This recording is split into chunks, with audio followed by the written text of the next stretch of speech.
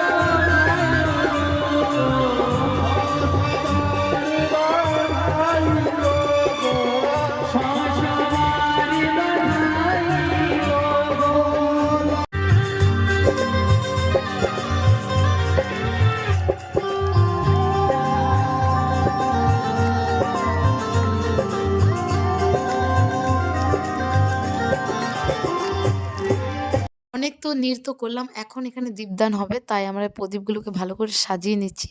আর একটু করে কাজ করছি, একটু করে নৃত্য করছি, সব কিছু একটু করছি, তাই তোমাদেরকেও একটু দেখাচ্ছি। তোমাদের কেমন লাগছে ব্লগগুলো নিশ্চয়ই জানাও। ভগবানের ব্লগ শেয়ার করছি, তোমরা কেউ দেখছোই না ভালো করে।